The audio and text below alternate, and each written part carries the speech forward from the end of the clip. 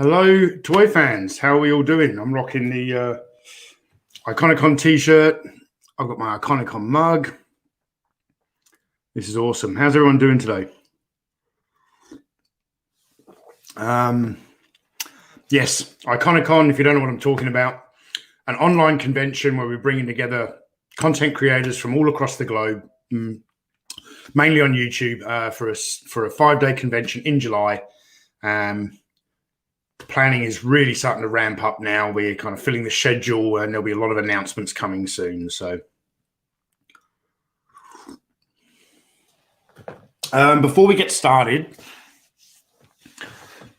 I just want to kind of say here in the chat, I don't particularly want to talk today about the video that I released yesterday. I'm here to talk about a topic that my good friend Joseph suggested. And I think it's a fantastic topic, and he's kind of got a few points of discussion he sent me, which I really think are worthwhile. So I don't particularly want to get into that here in the chat. Like, I'm not going to be blocking comments if people are asking questions, but I don't really want to discuss it on this live stream, if that kind of makes sense. But in addition to that, over the last 12 and a bit hours, my phone has gone crazy with emails, Facebook messages, Facebook business messages, Instagram messages, YouTube comments. I can't even read them all. So to anyone who's maybe wondering why I haven't responded to a comment or an email or whatever, I'm trying to get through it. It's going to take me most of the weekend. The other thing I would like to say is that my good friends on the Infinity Equation, they do their live stream every Friday night at 8 p.m. I'm going to try and wrap this up at 8 p.m. because I actually want to watch the Infinity Equation. But to the audience and to the hosts of Infinity Equation, if I do run over, I'll try not to run over too much. And also to my dear friend Michael French at Retroblasting, I know on your Patreon you're doing a retro talk with Lio Convoy, so I'm really torn tonight. That's airing at the same time as Infinity Equation, so I want to watch both. I'm going to have to watch one live and watch one on replay. I might set up 2 screens and try and watch both at the same time. So for those reasons, there won't be a Patreon only live stream after this today. Yes, Jody. Yeah, there's a retro talk with Live Convoy tonight at the same time. So I'm going to try and end this stream at 8 o'clock, but I've got a lot of mail here to open, and sometimes I don't know how long it takes to get through all of the mail. So, Jody, thank you very much for the kind super chat. It's a small token of support for Iconicon. Much appreciated, Jody. And Daniel Dorian, no comment, but sends a £4.99 super chat. Thank you very much. I just have another comment there. He said he's got the super chats fixed. Were you having an issue with super chats on your end, were you? Scuba pizzas. I'm double screening later. I think that's illegal in some states. Double screening.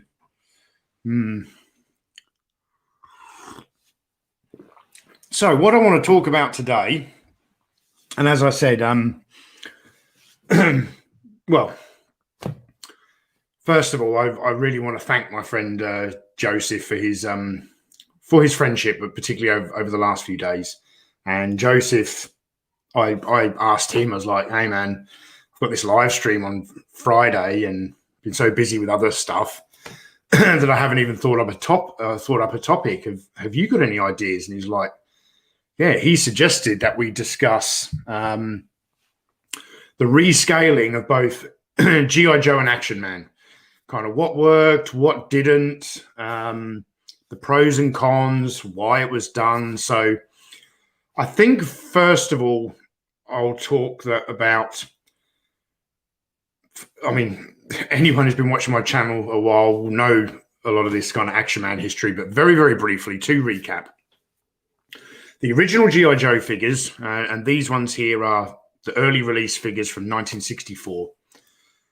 They were released in the United States in the early 60s, and it was pretty much considered to be, the world's very first action figure for boys.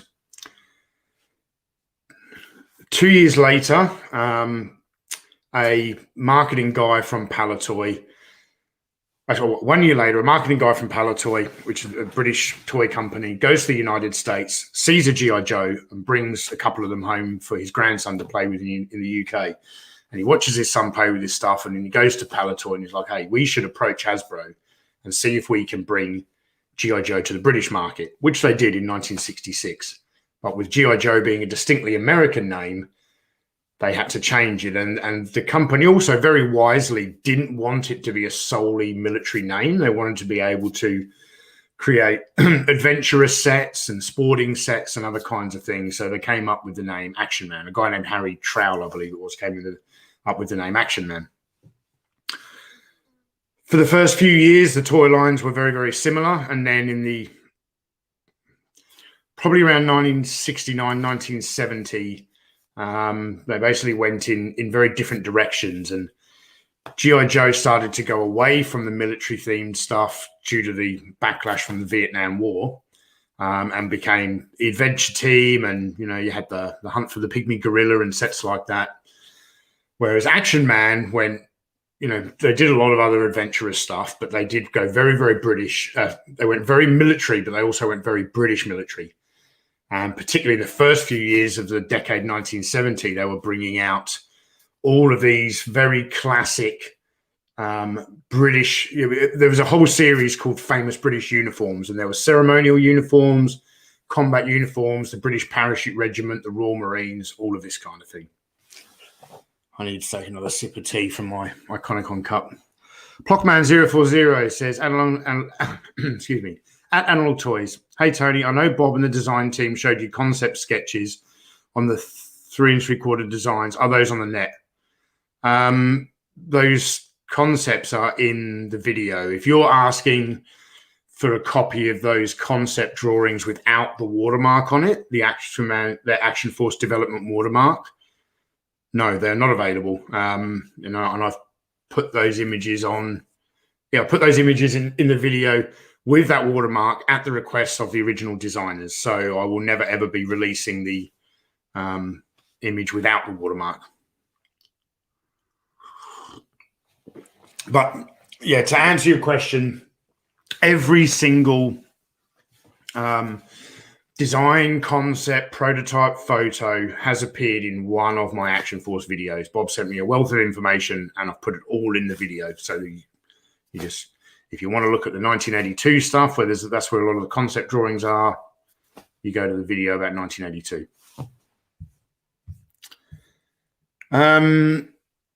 Okay, so as we get through the 1970s and the rising cost of petroleum-based plastic products makes producing 12-inch action figures quite expensive. And G.I. Joe pretty much disappeared from the marketplace. Hasbro ceased production on G.I. Joe, I want to say in 1977, I believe. 76, 77. I really should know that.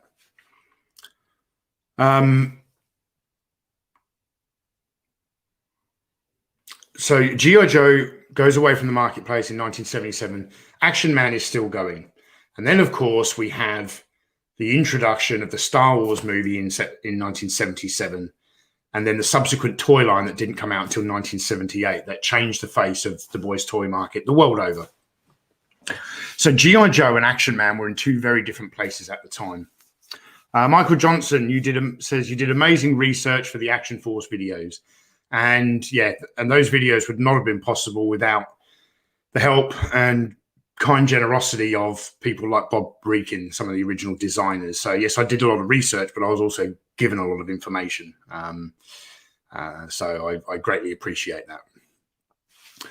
So Action Man and G.I. Joe were in two very, very different places in 1978 when Star Wars came out. G.I. Joe was gone. Action Man was the biggest selling boys' toy in Britain. Star Wars started to change everything. They brought the scale down to 3 3/4 inches, which was an ideal scale to use for so that they could introduce a toy line that also included the vehicle characters of Star Wars. And when I say vehicle characters, the Millennium Falcon is a character to me. And yes, they did make Star Wars figures. They called them large size action figures, although they're more like dolls because they don't have articulation. I mean, some people could call these dolls. I'm not really bothered what you call it. Star Wars did come out with some large size action figures, but the popular line was the 3 3/4 inch range because the kids not only wanted the action figures, they wanted their favorite characters of Luke Skywalker, Darth Vader, Chewbacca, Han Solo, all that stuff. They also wanted their characters to be able to pilot an X-Wing or a Millennium Falcon or a TIE Fighter. So that was the ideal scale.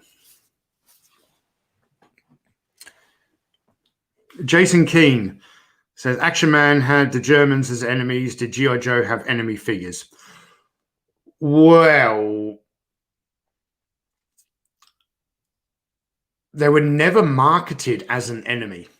In G.I. Joe, G.I. Joe in the 60s had a German soldier, they had a Japanese Imperial soldier, they had a Russian infantryman. They were never marketed as enemy figures. They were just historically accurate military uniforms. And also in the Action Man line, the Germans were never marketed as enemies. The only two real enemies, the only two real villains in the Action Man line, where it was actually on the packaging that this was the enemy of Action Man, was the Intruder as part of the Adventure Team in 1975, 6, whatever that was. And then, of course, Captain Zargon in the Space Ranger line in 1980 or 81.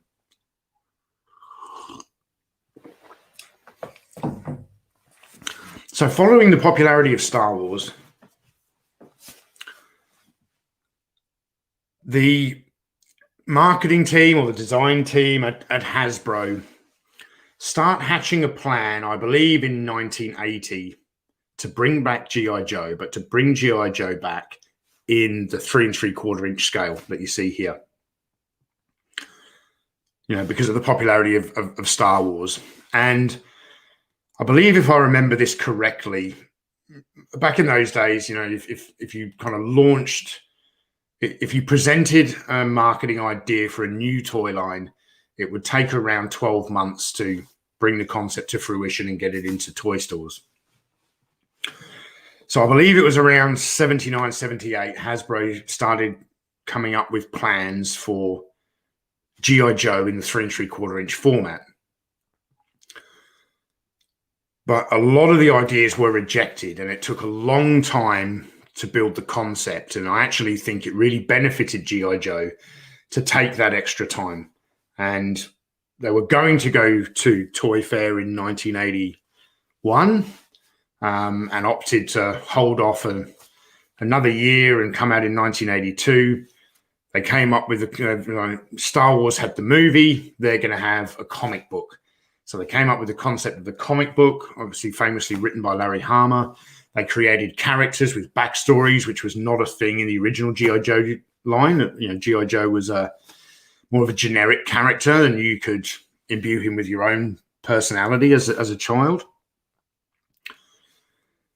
So they come up with this whole concept of the G.I. Joe, a real American hero universe. And there's a few key things that Hasbro did in that extra year that they took to design it. One was having Larry Hama write the file cards that go on the back to give the characters some backstory. And as we all know from our childhoods, if you were into G.I. Joe, reading those file cards on the back of the card backs was almost as much fun as actually getting the action figure for the first time as well. Mr. Lurch's Things. Funny that most, not all, looking at you vintage Star Wars collection. Collectible figures are now 6 inches, but many based on old 3 3/4 inch detail and sculpt is a thing. But I find 3 3/4 inch fiddly now. Big Muppet hands. Yeah, 6 inches definitely the current popular scale, and I particularly like that scale. I'm obviously really looking forward to Valorverse Action Force coming out. I like Star Wars Black Series. And I believe it is because if you imagine how small your hand was when you were a 4, 5, 6-year-old kid playing with Star Wars compared to how big your hand is now, and you put a 6-inch figure in there, it's like the right proportions to suit your hand and be able to manipulate it. So to me, it's like having that 3 3/4 inch scaled figure scaled up to fit your adult size hand. Daniel Dorian, has anyone ever noticed that comic book tie-ins always tended to be more mature than its toy line counterpart? Its toy line counterpart, or do you mean cartoon counterpart? Comic book tie-ins were always.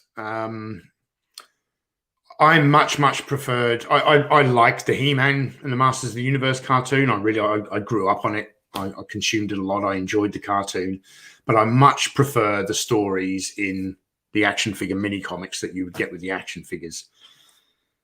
With Action Force, for me anyway, living in the UK, there were some cartoons available, but they weren't aired on TV. You had to go to the video rental shop to get them. I never saw them until kind of much later, but certainly when I was into, and that was the later Hasbro re-release of Action Force International Heroes in '87.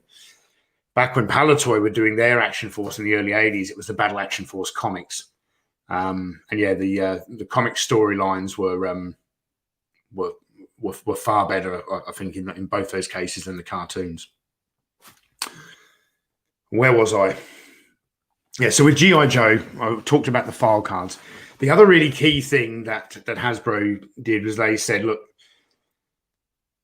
when they brought out the original G.I. Joe, when they designed the original G.I. Joe back in 1964, it was so important to them that children would be able to pose the figure. They didn't want him to stand there like a doll. They wanted the figure to be able to, stand in a hand grenade throwing position, to hold rifles, to point rifles, to kneel down. And they took that thinking and said, we need to apply this to the 3 3/4 inch range. And I believe Mego had possibly already done that scale. I don't remember who was first. But Hasbro certainly perfected the articulation in that 3 3/4 inch scale. Jody says, speaking of scale, why are the dog tags on the Action Man figures oversized? I've never really understood that, Jody. I don't, apart from the fact that if they had have made them scaled to size, the chain would have been so incredibly small. But for anyone who knows anything about Barbie collecting, back in the 1960s, like Barbie started in 1959. But back in the 1960s, Barbies used to be sold in shoebox style boxes with 2 separate pieces, a bottom and a top, much like G.I. Joe did. You take a Barbie you take the lid off the box and see the Barbie in the cardboard insert. They would always have a metallic plastic kind of sticker label around the wrist. An official Barbie product. They are now highly collectible. And I just think I think the reason they gave it the dog tag is that's one of the major kind of trademark marketing pieces. I'm sure a lot of kids would take the dog tags off and would not use them for play. And certainly with the Barbies, they would rip off the wrist tag. But it was just that, this is G.I. Joe. And I don't think they could make the dog tags as small as that back then. But the dog tags only stayed around for a few years in the 60s. And then same with Action Man. They went away from the dog tags. Jim Largo, how are you, mate? Says, cheers, Tony. I was introduced to Action Man, Mego Superheroes, and Doctor Who back in the 70s, living in Scotland. I miss the 12 and 8-inch figures. Yeah, I do, but I understand, the current marketplace is not suited to the 12-inch figures.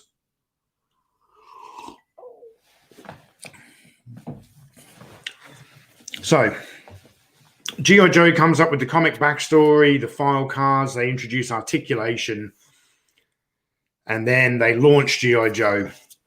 at the 1982 New York Toy Fair.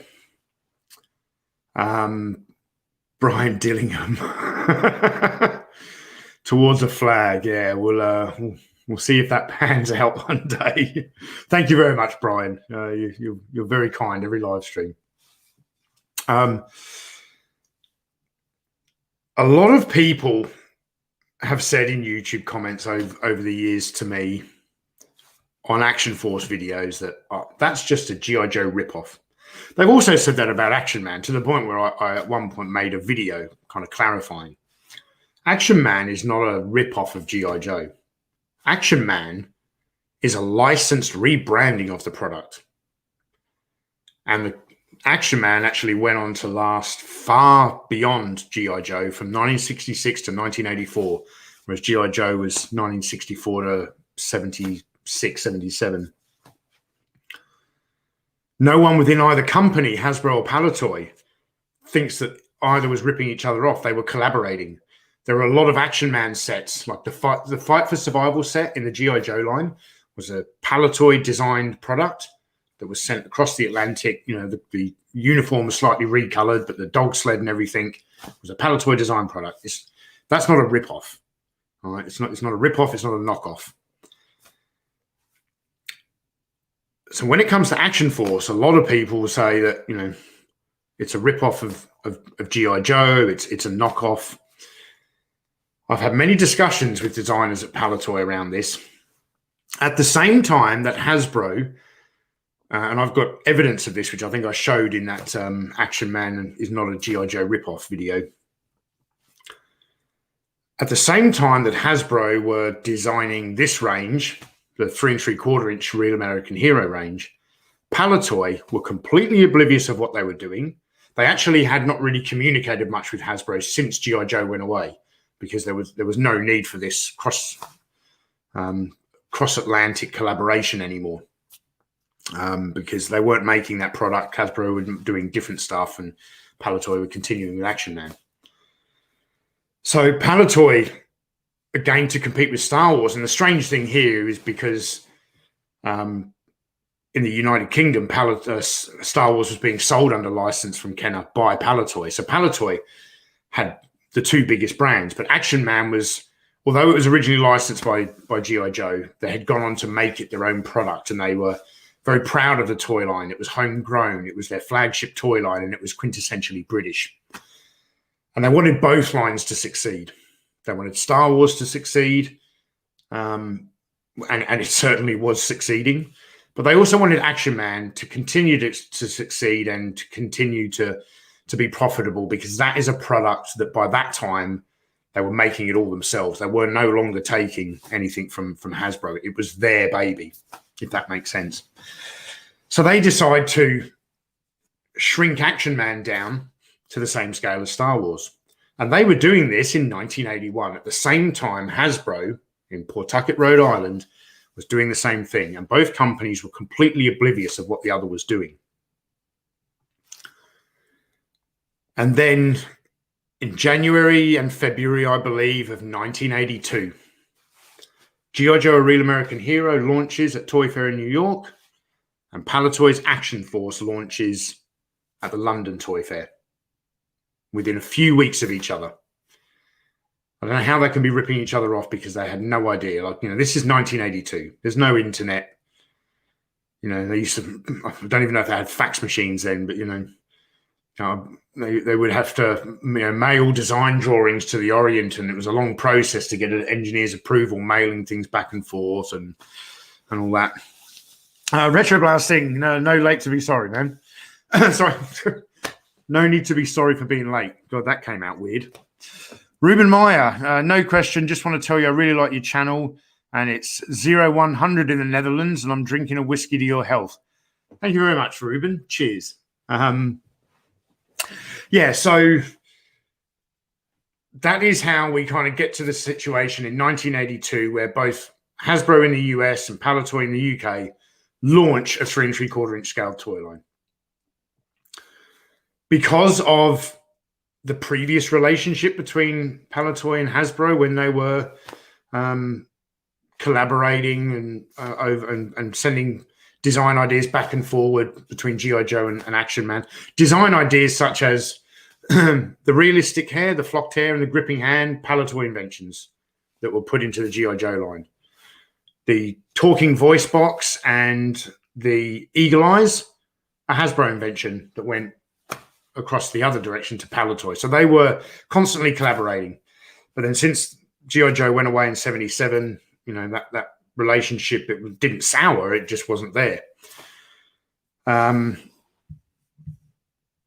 Hey, Laser Pants, thank you very much for the super chat. I did say to everyone at the start of this, I'm going to try and finish my stream at 8 o'clock because Infinity Equation is on, but there's also a retro talk on Retro Blasting. So, as Scuba Pete says, I'm going to try and double screen if that doesn't sound weird. And Mvargo97, Mvargo97. Hey Tony, found your channel about a month ago, and after binging most of your videos, Analog Toys has become one of my favorite content creators. Thank you very much for saying that. Thanks for the great videos and looking forward to more. Much appreciated. Appreciate the super chat and the support for the channel. And I've completely lost my train of thought. I need to take another sip of tea from my Iconicon cup, which you can get by, I can't remember which Redbubble store it's on now. If you go to iconicononline.com, which is the website, there's a link there for the store. It'll take you to the Redbubble store where you can get these T-shirts, mugs, all your Iconicon merch. Boba Hicks, thank you very much for the super chat. He says Z-Force for the win. Yes, I always get torn between, it's obviously SAS are my guys, but I love the design aesthetic of the Z-Force with the green and black camouflage pattern and the hints of red everywhere. So, oh yeah, sorry, I know where I was when I got distracted. Laser Pants. I know, but no, I did explain that, didn't I? God, my head's all over the place. Yeah, I'm going to try and finish this stream. If I do run over, I'm not going to run over for long because I want to come over and I want to see the retro talk, but which is on Retro Blasting's Patreon. That's not a public retro talk. You need to go to their Patreon, which I highly recommend. And I also want to watch the Infinity Equation. So, okay, I am going to quickly pull up. I took a screenshot yesterday of some of the discussion topics that that Joseph had suggested. If I can find it here. Here we go. Okay, first of all, Joseph asks, do you wish that the 12-inch line had continued, or was it a good time or was it a good time to bring it to an end? Well, I can't really speak for G.I. Joe because I did not grow up in the United States. I didn't know a lot about G.I. Joe until later on. So I'm going to have to talk about this from an Action Man perspective. But Action Man went away in 1984. Actually, Palatoy went away in 1984. Action Force continued to be sold in 85, and I think there was still a bit of product around in 86, but Palatoy had gone by then. And I can remember, so I was born in 1977. So in 1984, I would have been 7 years old. Action Man goes away. And the products that are available in toy stores, which I don't dislike, I was getting into, were Masters of the Universe, A-Team, things like that. Todd Bowman, thank you very much for the super chat. Hi, Tony. I think Palatoy made Action Force a lot more playable than the 80s G.I. Joes were. I got my first Action Force figures this week, and my wife now hates you for a new addiction. I'm not sure that they're more. I think they're both incredibly playable. They're very, very similar. Like I do really like the design uniformity of all the teams, which didn't come in until the second year of Action Force. You know, the first year Action Force was literally scaled down Action Man. You got scaled down parachute regiment. You've got a scaled down SAS figure. But anyway, I love both toy lines because, you know, for me, G.I. Joe, and particularly this kind of era of G.I. Joe, Dusty, who's now got a bipod thanks to many people. But yeah, this era of G.I. Joe, the Snowcat, Quick Kick, Shipwreck, because I was collecting that in 1987 under the Action Force International Heroes range. But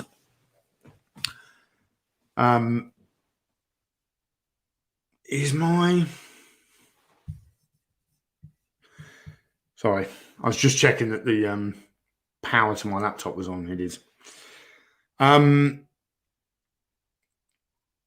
Yes, at the time in 1984, I really wish that the 12-inch Action Man line had continued going, because I was still asking my parents for Action Man stuff right up until the late 80s. It was my favorite toy line.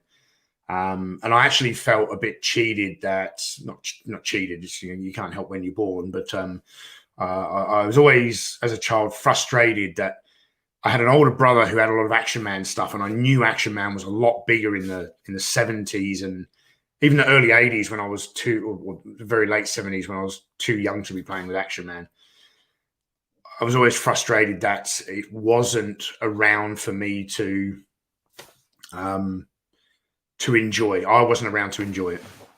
Daniel Dorian, thank you very much for the super chat. It's a small donation just to make up for your veteran stream. Wasn't working at that point. Oh, thank you very much, Daniel. That's much appreciated.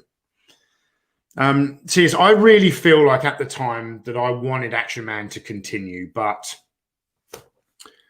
you know, corporations make decisions. By that point, Palitoy had been taken over by the General Mills Toy Group, and they decided that internal design and development within Palitoy, and this is a real shame because Palitoy was the biggest and easily the best British toy manufacturing company, and they created a lot of their own products as well as importing foreign products. And in 1984, General Mills made the decision that all Palitoy would basically would be a company that would, you know, bring Star Wars figures into the UK and just put them on a card back with a different logo. And there was going to be no more internal research, design, creation. It was a very sad time. So,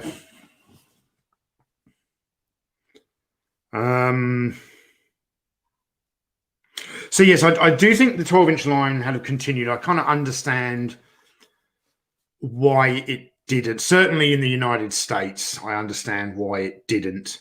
In the United Kingdom, the toy collecting landscape was quite different. And I know there would have been a lot of children who would have continued collecting. Like Action Man was still selling well. Action Man, you know, Action Man, Action Force, Star Wars was, you know, the biggest toy line. But then, of course, by 1985, pretty much Star Wars is gone because there's no more movies.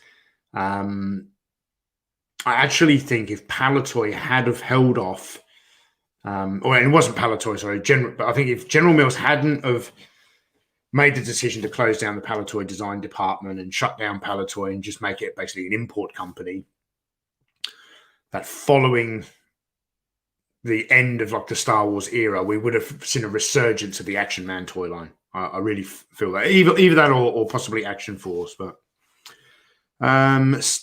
Stick for Please, thank you for the super chat. It says, thanks for the great content, Tony. I might have an extra Dusty missing a bipod that needs a home. That would be cool because Jody sent me a bipod. Thank you, Jody. Liar Convoy sent me a bipod. Thank you, Liar Convoy. And speaking of that, he's got a super chat I'll read in a sec. And I also believe there is another Dusty bipod in a box here from Matt Swafford. So I've now got 3 bipods and only 1 Dusty. Liar Convoy Reviews, thank you very much for the super chat. What we need is a USS flag scaled for the 12-inch figures. That would be awesome, but I don't know where I'd put it. Yeah.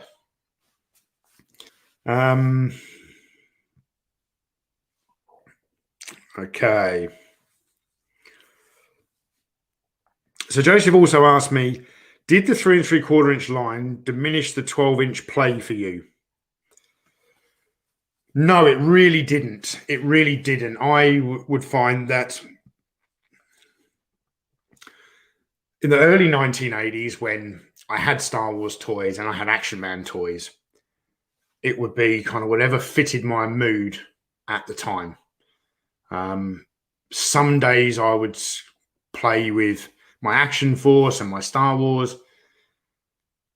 The real difference for me is that, and this might sound a bit weird and maybe even a bit creepy, but I'm sure I'm not alone on this. I had about 4 or 5 Action Man figures, right?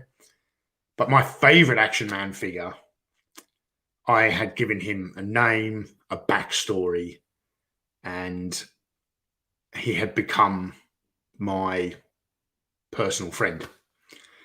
So there was a difference between him and other toy lines. So I could even be playing with Star Wars and Action Force, and the rest of my Action Man stuff might be packed away. But my buddy would even be. I'm sure I would talk to him and role play stuff with him. But he was like this.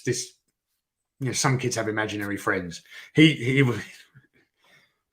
He was my friend who existed in my bedroom, and he, you know, because he was, to me, he was a total one of a kind because I had given him his own backstory and his own name. So it certainly didn't diminish the play with 3 3/4. It gave you different options. Mark Rudolph, thank you very much for the super chat. How many people got watch? 158 people. Man, that's pretty good. I know it's I'm enjoying today's live stream, I've got to say. Great topic, Joseph. Great topic. I can talk about this stuff for ages. It's always good when I can free flow. Yeah, Mike Rudolph, thank you very much for the super chat. He says, always enjoy the Action Man talk. Ever discuss the 70s Adventure Team and the Intruders? I've discussed the Intruders a few times. I would really like to discuss the Adventure Team. I would also like to make some videos about the Adventure Team. The thing is, I don't have any Adventure Team stuff, barring a vintage G.I. Joe Land Adventurer that was kindly donated to the channel by Joseph, the guy who came up with the topic for this particular live stream. So Joseph asked me, how much did you play with the Action Force versus Action Man after you had them both? Brian Dillingham. Wow, another one from Brian Dillingham. A donation to build the 12-inch scale USS flag. Thank you very much, Brian. I think we I don't know what amount we need to get to be able to fund it. I don't know what that would cost, but yeah. So how much did you play with Action Force versus Action Man after you had both? Well, here's the thing. I feel as though Action Man had always been one of my earliest childhood memories is being given an Action Man. And I don't know if I was given one of my brother's hand-me-down Action Man figures, which I did eventually get. On this particular memory, I don't know if that's what was happening, whether I was being given a brand new one for a birthday or whatever it was. But I distinctly remember getting the basic soldier with the black beret and the SLR rifle, being given that by my dad and asking, who's this? What's this? And he's like, it's Action Man. He's a soldier. And I would have been like 4. It's my earliest childhood memory. And I was like, I'm going to be a soldier when I grow up. And it changed the course of the rest of my life. So Action Man, I feel, was always around in my childhood. It was always there. Whereas every other toy line, I would go through phases. I would always return to Action Man. So I really enjoyed my Star Wars era. I really enjoyed my Action Force era. But when the era ended and there was no new product, they kind of got shelved, and I was then on to, you know, whatever it was, Masters of the Universe. I went through an A-Team period. I went through a Rambo period, you know, Coleco Rambo line. But I would always go back to Action Man. And that's the key thing with that. To the point where when my family decided to move to Australia in 1988, it's an expensive move to ship all your stuff overseas. My parents wanted me, I was 11 years old by then. My parents wanted me to sell all my toys so they didn't have to ship additional boxes of stuff to Australia. And I begged and pleaded with them. I didn't want to sell my toys. And eventually I got told, you can pick one toy line. And it was Action Man was the toy line that I kept and ended up selling everything else. John Vaughan says, Tony, you're not alone on having one Action Man as a friend. I still have my first Action Man, who's an officer from Christmas 1981 on my office shelf, and he still talks. It's funny, I still have my original Action Man in my collection. I remember by the time I'd stopped playing with Action Man around 12, because actually even when we moved to Australia, actually, man, I haven't thought of this memory in a long time. Wow, you've just triggered an awesome memory. When my family moved from England to Australia, we left England in September 1988. We had a 5-day stopover in Singapore, and then we landed in Melbourne, Victoria, because my dad had some cousins there, which he didn't really know. He hadn't seen them since they were very young, but their family emigrated to Australia back in the 1950s. I think late 50s or whatever it was. So we went to Melbourne, and this was always the plan that we were going to settle in Perth and Western Australia. But we flew to Melbourne, and we basically spent like 2 months. We met my dad's cousins and spent a little bit of time there. They lived up in like the Grampian Mountains in Victoria. Then we hired a camper van and we traveled. We took several months traveling up the east coast of Australia, all the through Canberra to Sydney, to take the opportunity to soak up a bit of Australia and see a bit of the country before then flying to Perth, getting into a house, and then starting school in February of 1989. And this memory that I had totally forgotten for a long time is that I actually brought my favorite Action Man on that journey with me. He had the duffel bag from the Special Operations Kit bag that I packed his bag with all the equipment and stuff that he would need to go on this journey with me. Man, I hadn't thought about that for a long time. And we're traveling around this exciting new country, going to cities, but also spending a lot of time in the Australian bush. And this guy was always with me. And I never lost him, but I dressed him in a... By the time I got into collecting, my favorite Action Man, his uniform had been completely dirty, torn, buttons missing. It was heavily customized. His weapon had been broken, and it was heavily, heavily played with.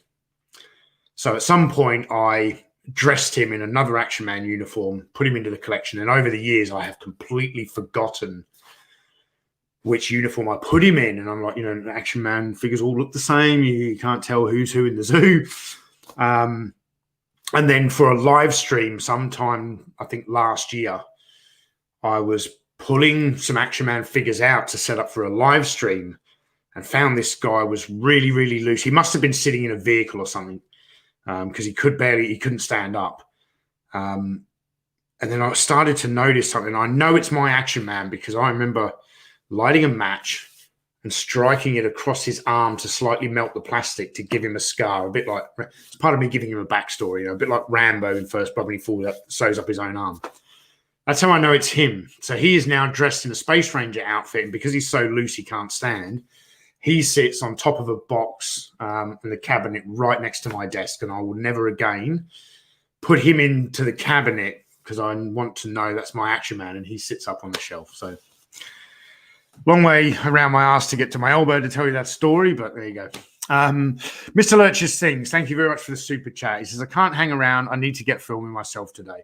Well, enjoy your creative endeavor. I look forward to seeing it. Thank you very much. Shav Gold's question, if you lived in the UK and found out about G.I. Joe, would Action Force be as popular?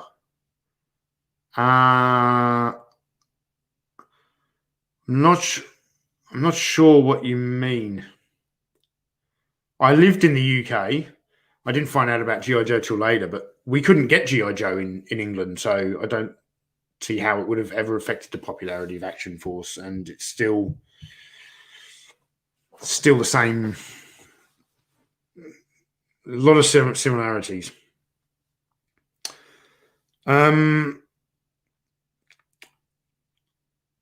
So Joseph's asking here, was the 3 3/4 line a worthy successor? Well, one of the incredible benefits of the 3 3/4 scale is that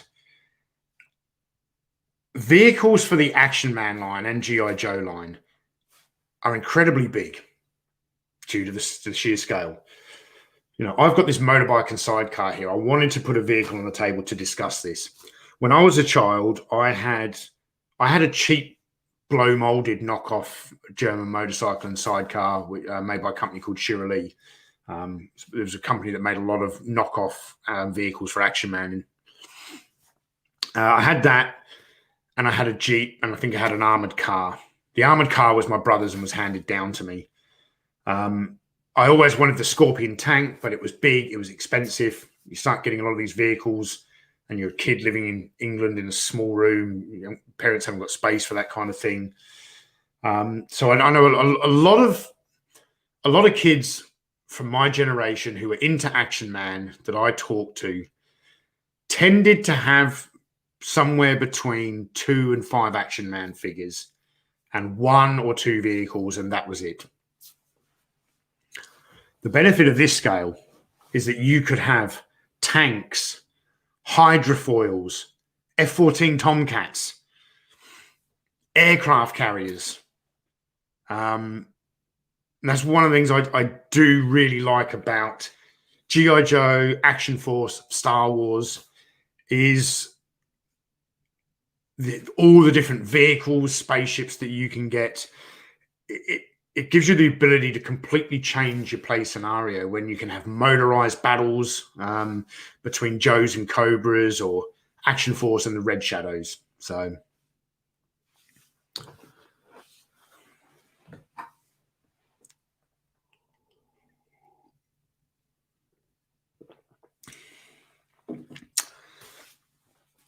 and a final question here from Joseph. What did the Action Man line offer over Action Force and vice versa? Well, part of my answer to that is kind of what I just said. What Action Force offered over Action Man was the ability to have all these additional vehicles. You could have a lot more characters. Another thing with Action Man, and one of the limitations of it when I played with it as a child, is I always wanted a lot more Action Man figures, because only having 4 or 5, it's kind of very. I always ended up, my play scenarios would be, my favorite Action Man was a lone wolf, one-man army kind of character, like a Chuck Norris or a Rambo. And then the other 3 guys were always the bad guys for him to go up against. Because you can't have with 4, and you have a team of good guys, then you've got no enemy for them to fight. And, I was always in my play scenarios about, the battles that would go on. But one of the benefits of Action Man over Action Force is they're so customizable with the massive variety of accessories and uniforms. You could, now in my collection, I display my Action Man figures. I like to display them as they were sold by Palatoy. So the Parachute Regiment, that is exactly how that uniform came off the card in 1979. It's one of the later issue Parachute Regiment figures. But when I was a child, I would often dress my Action Man, trying to make him look a bit like Rambo or Chuck Norris in Missing in Action, or whatever it was. So, all right. I think we'll field a couple more questions if there is any, and then we'll get into the mystery boxes maybe. Jody, so speaking of scale, thoughts: would Mask have worked as a toy line if they had used the 3 3/4 scale? Well, if they did, we most likely wouldn't have Boulder Hill. Well, I think mask works as it is, and it also would have worked at 3 3/4. Whether or not it would have been affordable, I remember having this discussion on a YouTube comment one time. I'd said something, it might have even been on a live stream. I said something about mask, and this guy's coming at me in the comments, doesn't understand what I mean when I say if they had have done mask at 3 3/4 inch scale, it would have been too expensive. And he's like, it's just extra plastic. And I was like, no, you need to understand, mask toys were very, very complex, and the amount of money that Ken would have needed to spend on research and development for a toy line like that also takes away from the cost of producing the product down the line. All this additional brand new tooling, and just couldn't wrap his head around it. He was like, no, just make them bigger. It's a little bit of extra plastic. It doesn't matter. I'm like, no, it doesn't work that way. Anyway, but you'll hear a lot more about masks during Iconicon, because I'm going to do a review of that amazing Boulder Hill playset that you sent me, Jody. I've got some new mask stuff coming in the mail. I've purchased a Rhino from Boonsart, an eBay seller in the Netherlands. I've purchased I can't remember the name now. The aqua-coloured vehicle with all the flames down the sides, the firecracker. I purchased a really nice one of those vehicles from Matt Swafford. It's in the mail, and I've now reserved a Gator and a Piranha from Matt Swafford as well, which will be coming soon. He's just getting me some replacement stickers for the Gator. Matthew Bailey says, greetings from the UK. I've got a Cobra Eel on your recommendation. Great figure. Which Action Man outfit would you have liked to have seen made as 3 3/4? Well, they already did. And that's the SAS guy down there. That's the figure that I wanted to see them make in 3 3/4. But really, after the first year of Action Force, when it was just scaled down Action Man, when they went into 1982 and they introduced the Z Force, I much preferred that, because of the scale. You could collect a lot more figures, and you could have those team play scenarios, like I said, which I wasn't able to do with Action Man because of the limit on the amount of figures that I had and could afford. So Gary's Action Man channel, if Mega had acquired Star Wars license, wonder what scale they would have used. I think they probably would have gone with like the Star Trek style, like 6 to 7 inches. I think they would have gone with that. I'm glad that I'm really pleased that Star Wars landed in the hands of Kenner.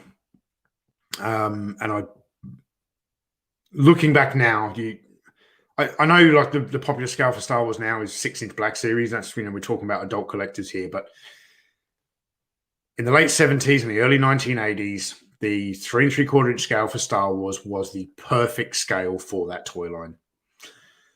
Connor Fuller, thank you very much for the super chat. It says super chat because you made me buy a Dengar. That's cool. I hope you didn't have to pay as much as I did, man. Cool. All right. Well, we've been going for roughly an hour, getting close to an hour. And yes, and there is a lot of boxes here. So I need to try and clear off this table.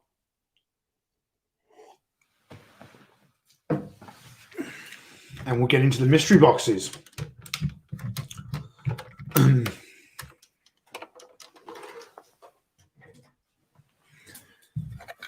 All right.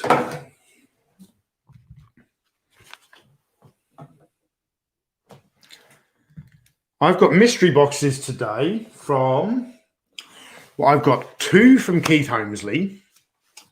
I've got a box from John Baldry. I've got a box here from Matt Swafford at Reclaimers Vintage Toys. I know one of the items that's in here. Actually, I think I know 2 of the items that's in here. But they are they're gifts. I think I just covered the postage cost. Matt, I think Matt said he might have put something else in there. So, but this took ages to arrive. And I've got another item here from my buddy Brian over at the Brick Mantooth YouTube channel, which is sort of a gift from Brian. It's sort of something that I also had a hand in creating. If they're mysterious now, I'll get onto that in a minute.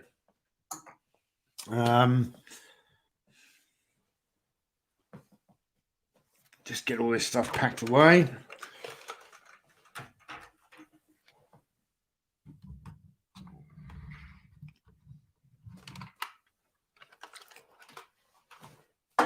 Okay. Oh, my chat's jumping again.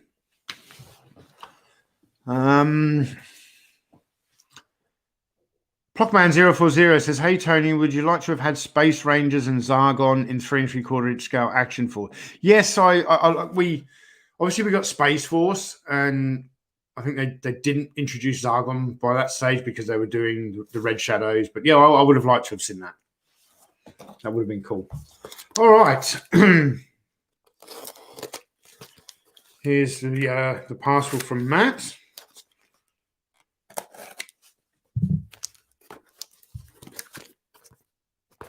How do I open this?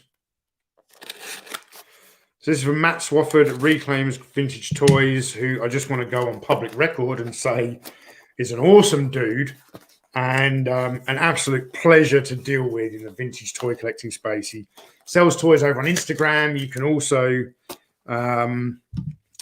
he's got a Patreon, which I've joined. He's not a content creator or whatever, but you can join his Patreon to get like early access to his new sales of vintage toys. And if you're into 80s action figures like Superpowers, Mask, a lot of G.I. Joe, that kind of stuff, and you're avidly collecting, vintage toy lines like that, I do really recommend joining Matt Swafford's Patreon. Great deals, great service. This is a hard box to open.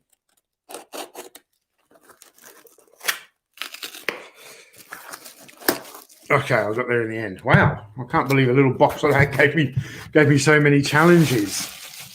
I'm in a good mood this morning, guys. Oh, it's Ninja.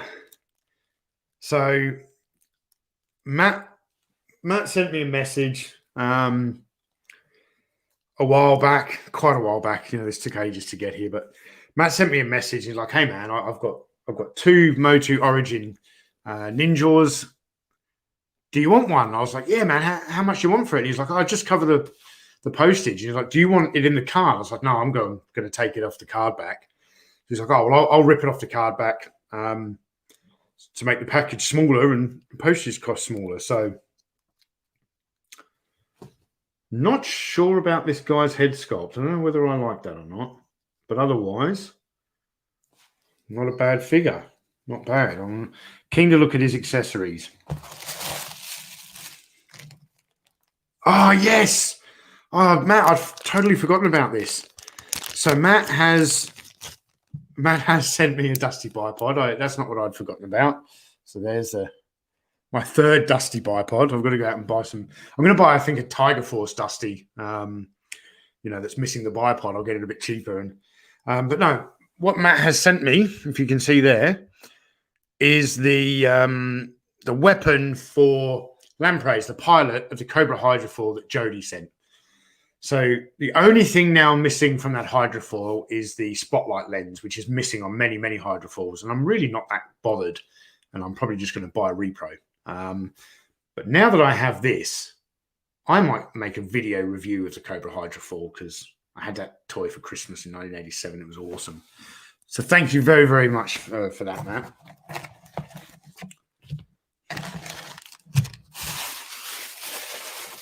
And we have this I was not aware of. So this is the mini comic that comes with Ninja. He gets his own comic called Sneak Attack, with him on the cover there. Yeah. So let's get Ninja armed up.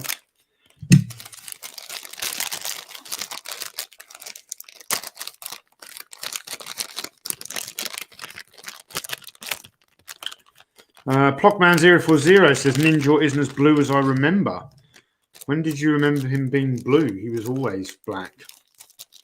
I've got the vintage one of these thanks to Jody, and now I've got the Motu Origins one thanks to Matt Swafford. So all right, we've got the bow, which I've heard. Oh yeah, you can store it on his back. That's cool. His sword. Now the nunchucks here. There is a chain here, but unlike the original, this is a plastic chain, which looks very fragile. The cool thing I've heard is that do they fit?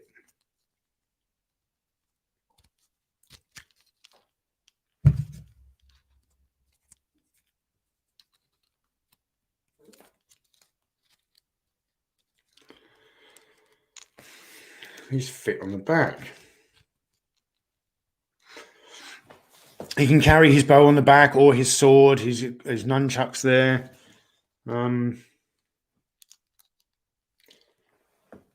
Not bad at all.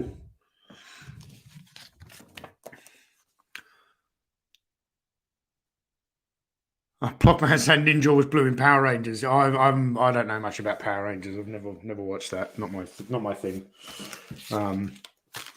Okay, this is from my friend Brian at the God, my brain this morning. From the Brickman Tooth YouTube channel, the Mego Museum, Plaid Stallions, all of that kind of thing. I actually chatted to Brian yesterday on a YouTube comment. I said, "Hey man, I'm really need to get you onto another Pallet Talk." I really enjoyed the 2 episodes of Pallet Talk with Brian. They're popular episodes. I really enjoyed them. And we just haven't done it for a while, man. So yeah, we've got to do it again.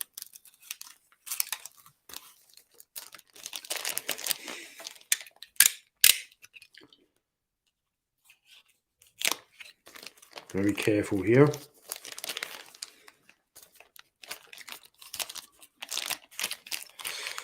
I have been so looking forward to this arriving.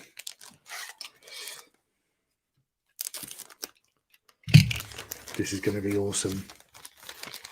Here we have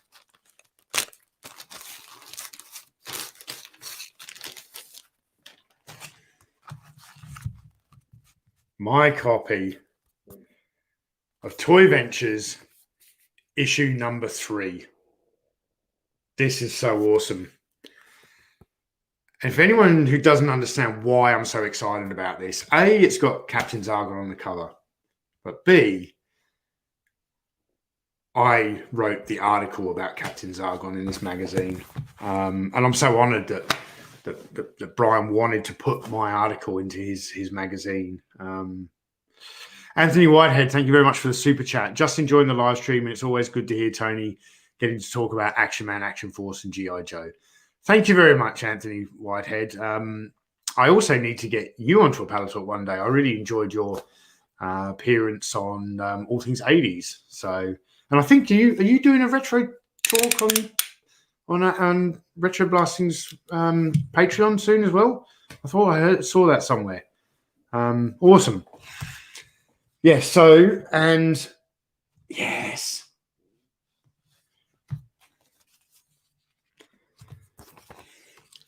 And the iron-on, oh, this is beautiful art. The iron-on Captain Zargon t-shirt transfer. He sent me 2 of them. This is so cool. I've got to go buy some plain t-shirts today so I can. Well, one plain t-shirt. I'm going to probably keep one of the pressings as they are. And Reluctant Warrior there is something I've been meaning to ask. An action force I've recently acquired has kind of a gummy texture to it. Is this how those figures have always felt, or If you're talking about the 5 POA ones, like, yeah, they do have a slight sort of gummy texture to them. So Plaid Stallion, Toy Ventures, which is from pladstallions.com. It's an awesome new toy collectors magazine. This is the 3rd issue. Oh, look at that, the very first article. Beware his stingray eyes. I sent Brian some photographs. As I said, I wrote this article. We've got, and I also know that that Brian has sent copies of this to Greg Hughes, the original designer of Captain Zargon. So here is a load of photos of the metal casting, the different heads, the prototype heads that I've been sent.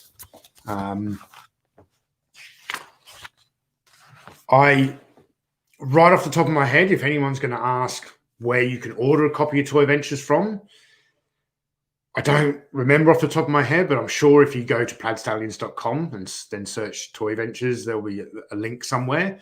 But I will kind of post it on Facebook afterwards of where you can get that. So also in this magazine, there's an article here on Mego Base Alpha, and we've got the Space 1999 figures, written by Brian and co-authored by Corey Lechat. I hope I didn't pronounce that incorrectly. Lechat.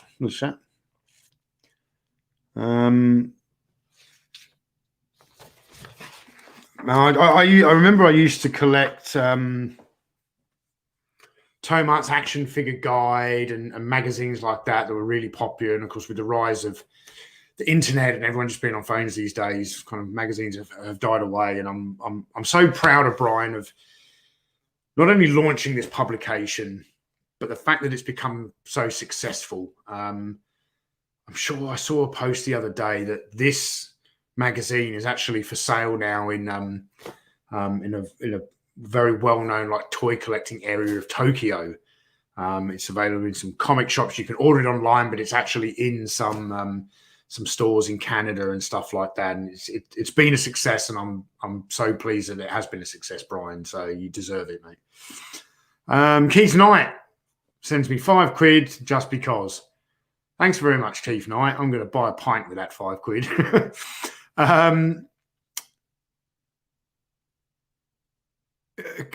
Jody sends in €5 and says, "At Keith Knight, you mean just cause?" All right, and this is so awesome. There's another iron-on here. I've got 3 iron-ons now. Well, that's cool, because what I'm going to do, I'm going to keep these 2 original magazines with the iron-ons inside them, because these iron-ons come with the magazine when you purchase it. This amazing art. I wish I could tell you who did the cover art. Hopefully it says here.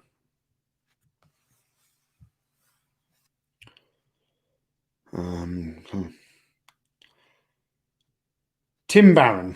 And he's got a website called timbarronart.com. He created the artwork for the front cover, which has then become this kind of beautiful looking t-shirt transfer, and it comes with the issue. So I've now got 2 issues of Toy Ventures and the iron-on, and 3 iron-on transfers, so I can put one on a t-shirt and keep these original copies.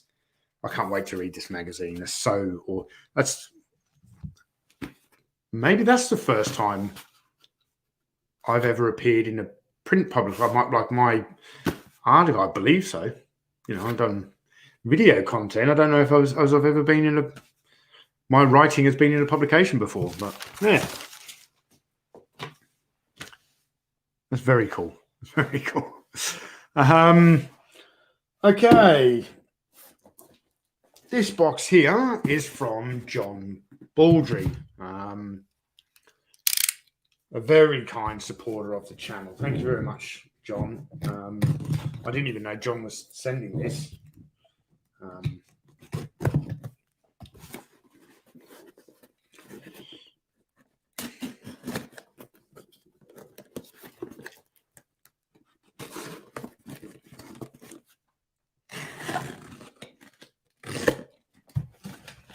Oh, I nearly cut your letter in half, John.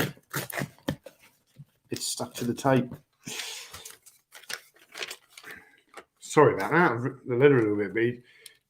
It simply says, Tony, enjoy, from John. That's cool. A man of few words.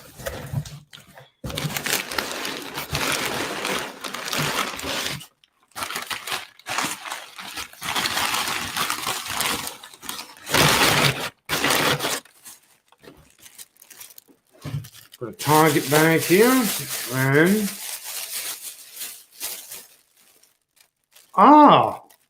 John, it's the retro Marvel action figures.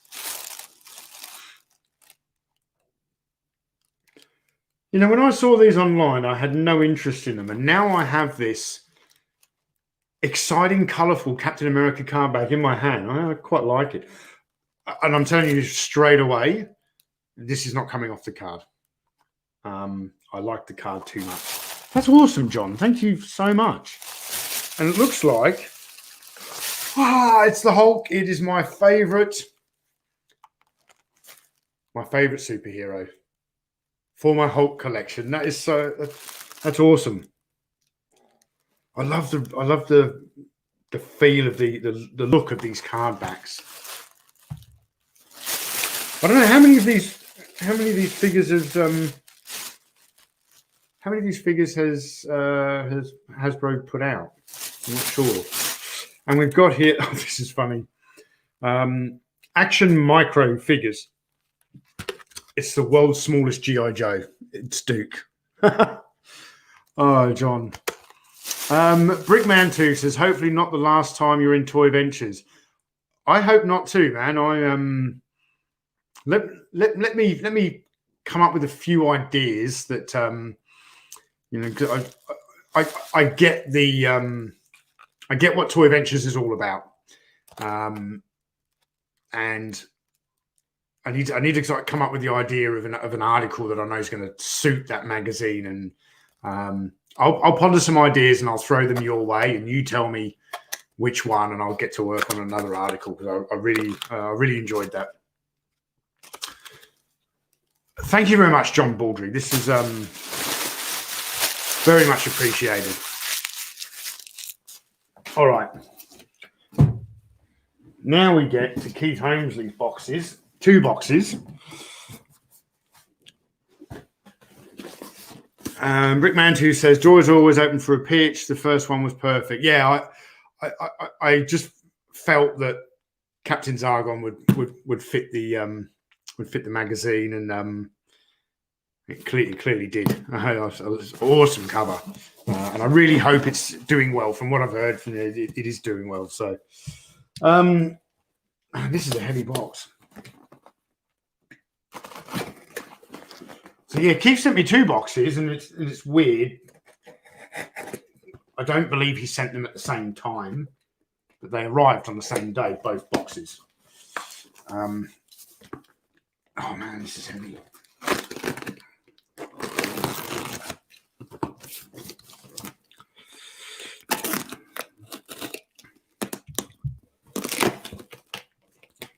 Whoa. Keith Holmesley, what have you done here? I see food.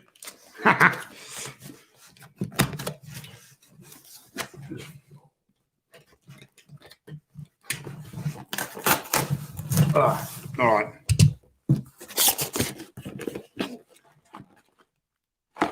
Pop-Tarts, frosted brown sugar and cinnamon. I think I'm going to like that flavour, but I'm tell you what, I'm sure my son's going to eat more of these. He might get into them first. Keith Holmesley says, I sent you a hodgepodge of things. So thank you very much, Keith. This is awesome. These are goldfish baked snack crackers, extra cheddar. These I'm going to love. We don't get these in Australia. I've never seen these before, and I already know I'm going to enjoy those. I'm going to eat them.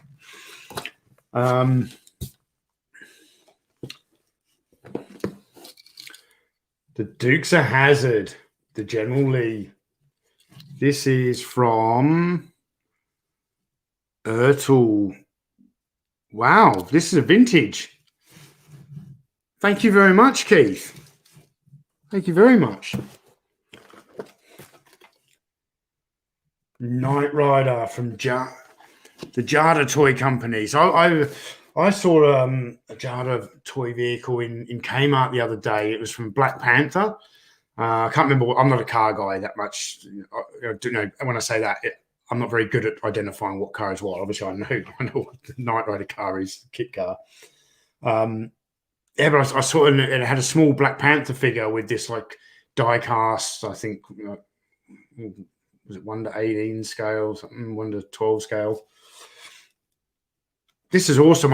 This is going to be good for me to have on the table during Iconicon, because one of the panels that I'm hosting here is the iconic TV vehicles of the 1980s. So I'm hosting a panel about that. So,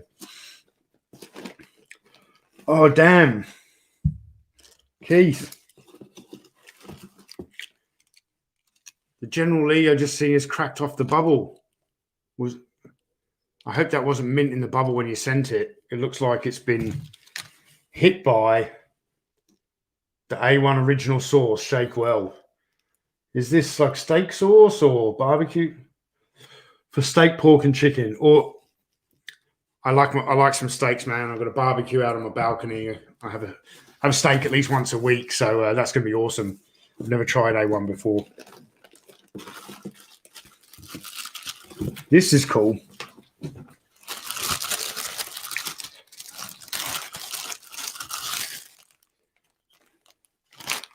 Keith knows I like a drink, and he's sent me a Skull shot glass.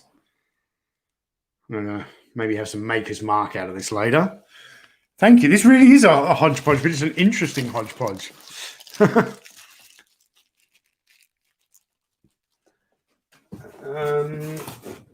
What else have we got? We've got a T-shirt here. Purple Rain. Prince and the Revolution. Very nice. Thank you, Keith. Oh, wow. Chuck Norris. I have never, ever held one of these figures in my hand before. Chuck Norris and the Karate Commandos. That's cool.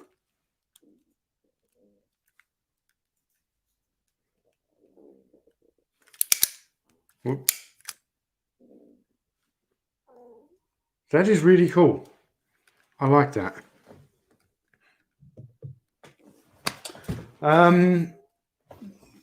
Thank you, Keith. Oh, it's awesome. We got vintage Motu.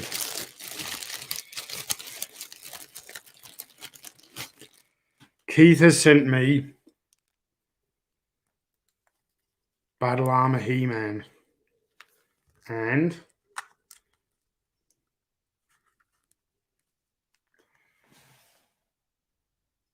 because sorry, Wolfie 762. I wonder if they have Liam Perrin's Worcestershire sauce in Australia. Yes, we do.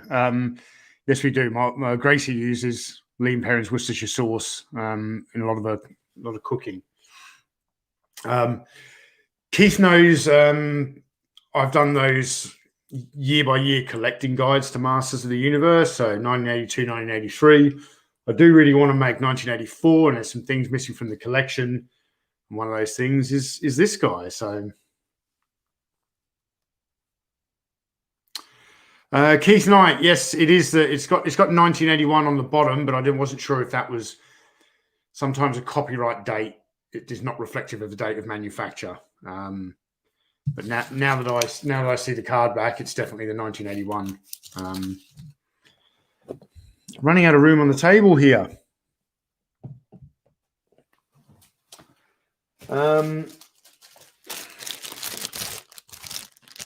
We've got a mini Castle Grayskull here. I've seen other people have these, and I've always wondered what they're all about. What's inside these? It's just a mini Castle Grayskull. I know Mattel are putting these out. What's the... I had a feeling you got like Mega Construx figures in these or something, and I don't know.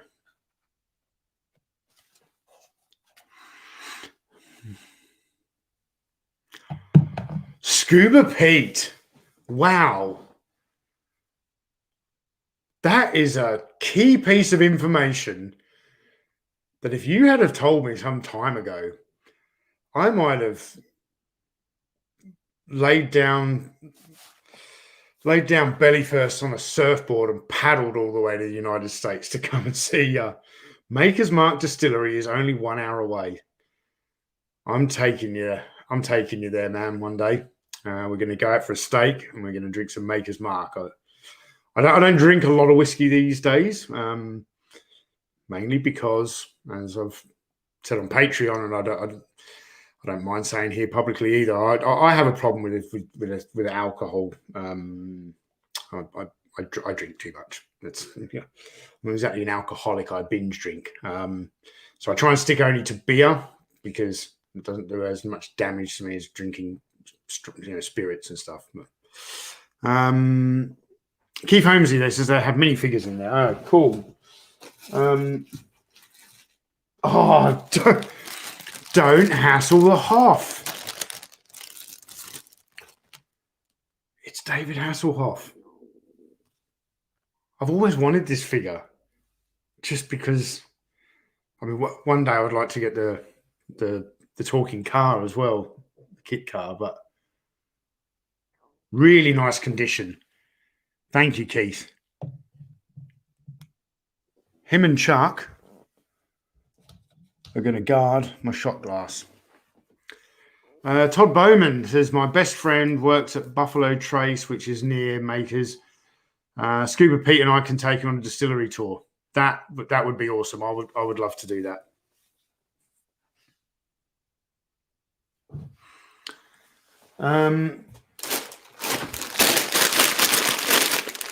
Flaming hot crunchy Cheetos. These we do get in Australia. I have a feeling Gracie will be eating these. I don't mind spice, but I can't handle a lot of spice. Certainly not to the level that my wife eats spice with her Thai food.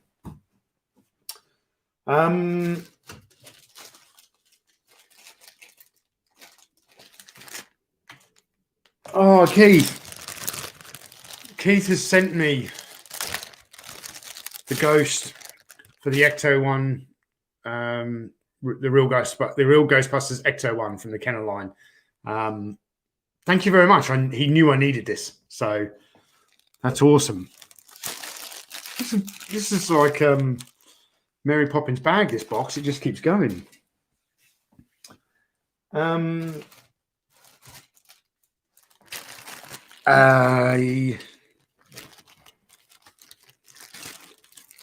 We got a Batmobile here. And I want to say that this Batmobile is from this one here.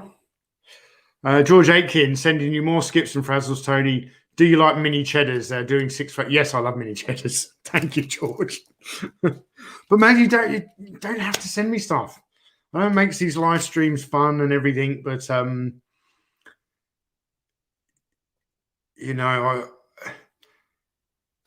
got to get this out there right now. Okay, I have I'm not a wealthy guy, right? But I work. I work a lot of hours. When I do a stint of work, I'm working 60 plus hours in what we call a swing. Like, then I'd get a fair bit of time off, but when I'm at my 4 or 5 day period at work, it's a lot of hours, a lot of hard work, and I earn a comfortable income, as does the wife. I can afford to buy my own toys. I do really appreciate the generosity of all of you out there, but I'm not soliciting for donations, if that makes sense. So appreciate the kind generosity, and it does make these live streams fun and exciting. But able to see what comes out of these. But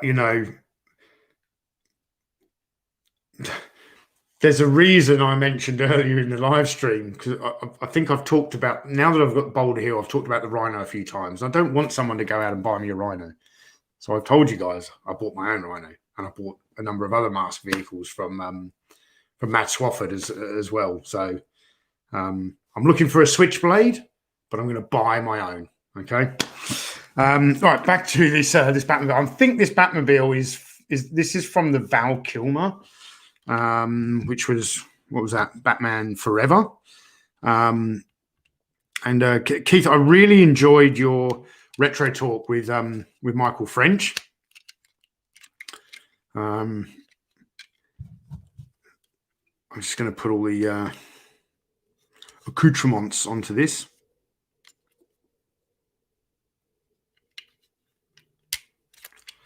Here we go.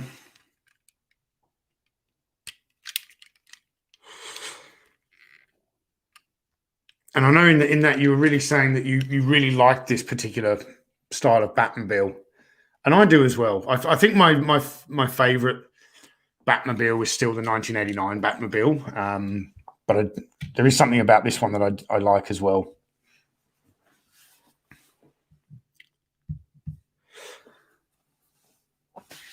Matt Ludi says, Tony, yeah, the little Castle Grayskull should contain mini Motu figures, and they're pretty cool and detailed. Also love what you do, my friend. Thank you very much, Matt. Much appreciated. We've got a Castle Grayskull here.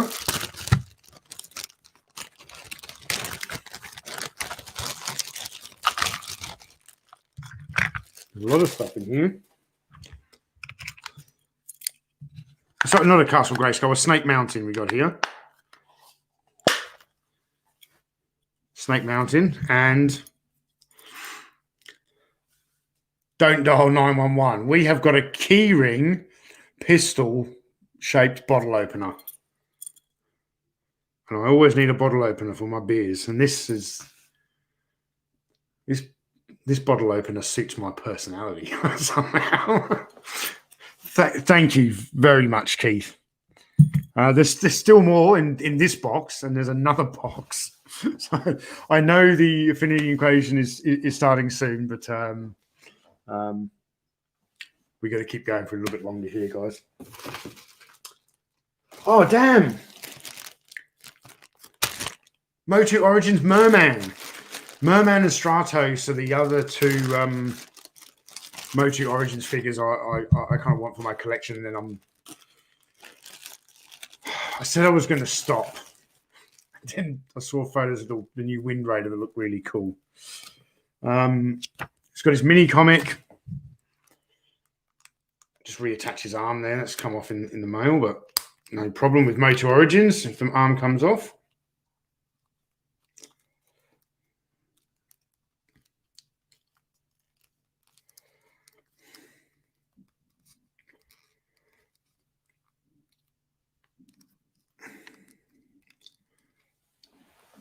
That's awesome, Keith. Thank you very much.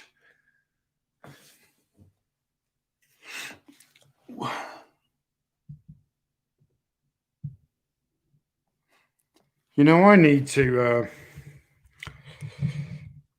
I really need to do something about these live streams and get a bigger table.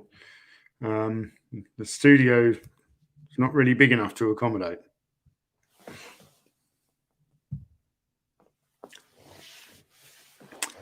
And we have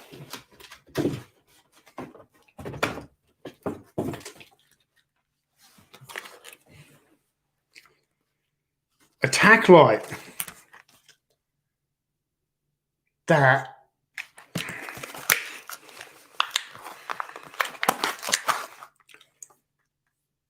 this is straight away, you can tell when you pick it up. This is a solid, well made.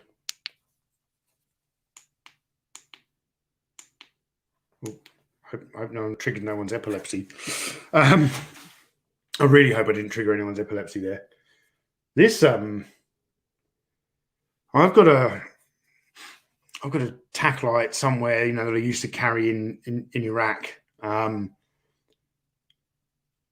Where that was, you've always got to have a good tactical light. And that one I used to carry in Iraq, it's kind of stayed with my old Iraq kit. I don't have another one at the moment. This is going to be cool just for working on my car and stuff like that. When you get down underneath your car and you need to work on it, you need a light. That's going to be awesome. Thank you, Keith. The final thing in this box from Keith is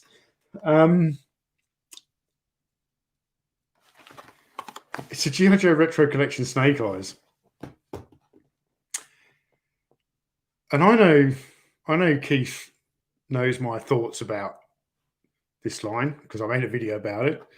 But what I will say is I am working on another kind of video series called G.I. Joe Dossiers, where I'm going to take a deep dive look into individual characters. The first one's probably going to be Destro, but that was the script I was talking to Michael French about in that retro talk last week, where I said I kind of got into this script and I lost interest, and I will revisit it and come back to it, and this will be useful for the eventual Snake Eyes episode. But the first one's going to be on Destro.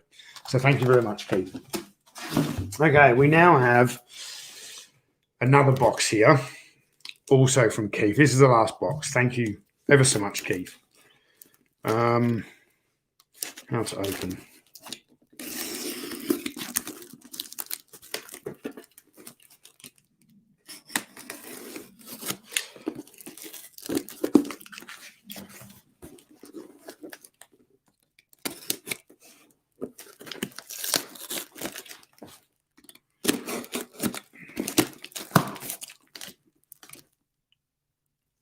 Oh,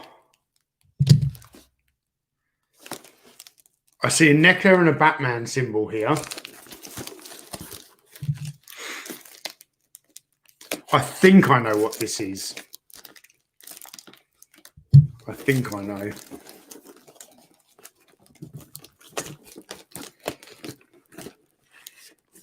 It is. It's the 1-to-1 scale Batarang replica from the 1989 Batman movie made by NECA.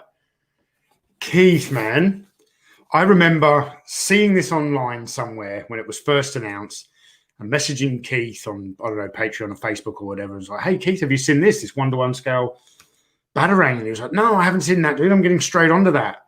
I know that this is in Michael Schaefer's collection, and I don't have a lot of movie kind of prop replica stuff. And Keith Holmes is saying there are a few extras in that Batman box. Okay, that's good to know. I don't have a lot of like 1-to-1 scale movie prop replica stuff. I've got 2 Star Wars Black Series helmets, like the Stormtrooper helmet and the Luke X-Wing helmet. I think what else? And not because I'm not into them. I've just, in my collecting, vintage toys are not cheap. It's one of those. I can't get into collecting movie prop replicas as well, but I do like movie prop replicas, and I've got to find a special place to put this. So Keith said there's something extra in here.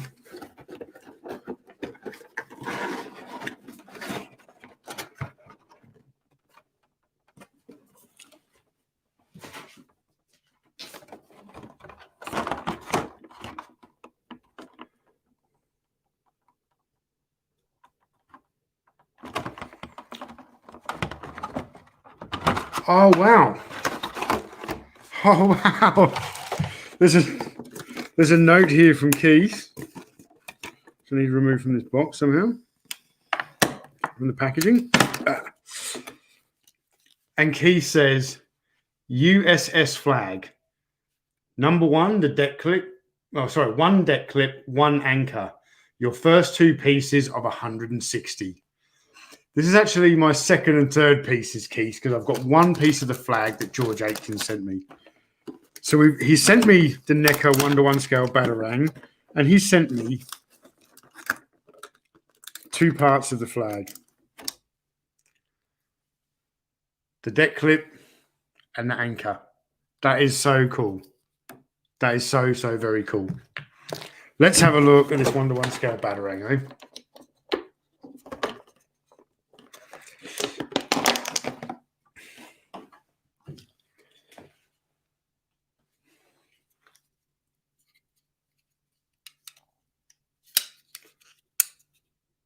It's actually really nice. It folds up to go on the belt.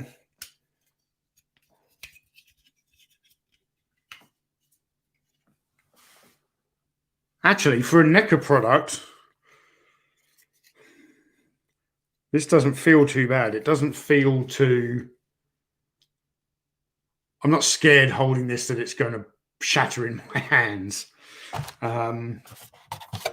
And then we have a display stand, which in the photos, I will admit, looked a lot better quality. This is very kind of cheap blow molded stand. A lot like the Migo Bridge Enterprise kind of thing. But the main thing is how it looks on display. And that does look very nice on display. I've got to find a nice home in the collection for this. Thank you, Keith. Thank you, John Baldry. Thank you, Matt Swafford. Thank you, Brian, from the Brick Man Tooth YouTube channel. Today's a good day. Today's a good day. I'm in a great mood. For those of you who follow me on Patreon, you know it's been a tough week or two. But things are on the up and up, and not just because these incredible gifts and this generosity. It really humbles me, and it does put a smile on my face. But I woke up this morning with a smile on my face before all of this. So